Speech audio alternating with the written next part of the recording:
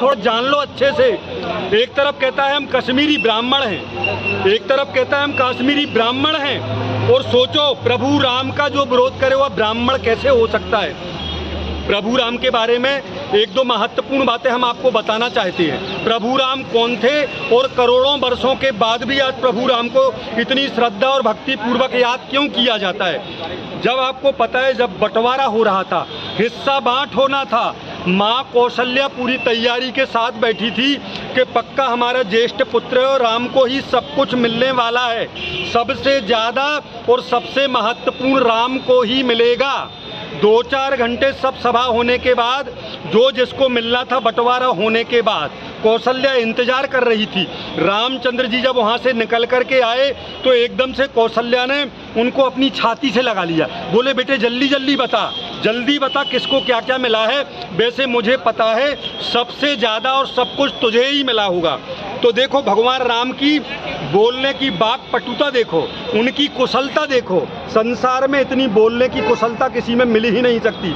जब माँ कौशल्या ने कहा जल्दी बता तुझे क्या मिला है, तो प्रभु राम ने उस समय माँ कौशल्या से कहा कि माँ चूँकि भरत छोटा है, भरत हमसे बहुत छोटा है ना, हमारा छोटा भाई है, तो भरत को छोटी सी अयोध्या का राज। क्या कहा?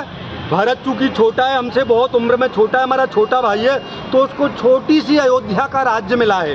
बाकी अयोध्या के अलावा जितनी भी ज़मीन जो दिख रहा है वह सब हमारे पिताजी ने हमारे लिए सौंपा है। अब विचार करो, 14 वर्ष के वनवास को भी इतने बढ़िया कुशलता पूर्वक उत्तर देने की ताकत, इतने बढ़िया तरीके से बताने की ताकत, और इतने बढ़िया तरीके से रामचंद्र जी के अलावा कोई बता ही नहीं सकता। आज का कोई बेटा होता, उसको अगर बंटवारे में 1000 रुपया भी कम मिल जाता है तो आपने पढ़ा होगा, न्यूज़पेपर के फ्रंट पेज पर पढ़ा होगा कि फलाने व्यक्ति ने रात में अपने परिवार के लोगों की गर्दनें धड़ से अलग कर दी। 1-1 हज़ार, 1-1 लाख, एक मकान, एक दुकान कम मिल जाता है तो परिवार के सभी लोगों की गर्दनों को धड़ से अलग कर देता है। चैनल वाला दूसरे दिन आकर के पूछता है कि तूने ऐसा क्यों किया, तो वह कहता है बहुत देरी हो गई। बोले हम तो तलाश में थे उसी दिन से जिस दिन हमारे बाप ने बंटवारे में गद्दारी की थी। बोले हमारे बाप ने बड़े वाले भैया को 5 करोड़ नगद और 2 दुकानें दी थी।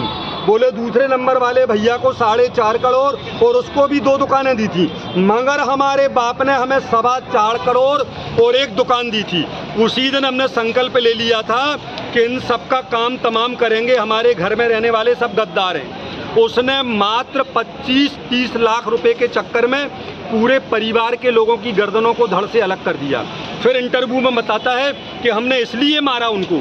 और सोचो, रामचंद्र जी ज्येष्ठ पुत्र थे, उस समय अखिल विश्व में सबसे ब्रिलियंट और इंटेलिजेंट थे, महापुरुष थे, बहुत बढ़िया निर्णय लेने की क्षमता, सब कुछ उनके पास था। ज्येष्ठ पुत्र के नाते उनको ही सब मिलना था, उसके बावजूद मिला क्या था? 14 वर्ष का वनवास मिला था। उसको भी कितनी कुशलता से कहा उन्होंने, क्या कहा कि भरत छोटा भाई है, उसको छोटी सी अयोध्या का राज्य और हमें बाकी पूरे संसार का राज्य। ऐसे प्रभु राम रात के 2 बजे भी अगर उनको किसी छोटे जीव जंतु के रोने की, चीखने की, चिल्लाने की आवाज़ आती थी, अपनी निद्रा को छोड़ करके उस जीव जंतु का सहयोग करने जाते थे। उनने अपनी ज़िंदगी में कभी भी संसार के किसी भी जीव का दुख नहीं देखा और अपने जीवन में अपने स्वयं के सुखों को कभी तवज्जो नहीं दी, कभी अपने सुखों को महत्व नहीं दिया। इस कारण से उनको मर्यादा पुरुषोत्तम कहा गया। रावण जैसे लंकेश, सोने की लंका वाला रावण, वह भी परम विद्वान था, ब्राह्मण था, परंतु दृष्टि गलत थी। उसको मालूम है प्रभु राम ने क्या कहा था? कई दिनों तक, लंबे समय तक उसको समझाया कि लंकेश तुमसे हमारी कोई शिकायत नहीं है, कोई लड़ाई नहीं है, कोई झगड़ा नहीं है, कोई राग नहीं है, कोई द्वेष नहीं है, तुम हमारी पत्नी सीता को वापस लौटा दो। अनंतों बार समझाने के बाद allopathy, Ayurveda, homeopathy, touch therapy, acupressure, acupuncture, Ayurveda, सब प्रकार के इलाज करने के बाद भी उसने प्रभु राम की एक बात नहीं मानी। तो अंत में फिर इलाज करना जरूरी था, परमानेंट इलाज कर दिया। कहते उसका भी कल्याण उसमें ही हो गया।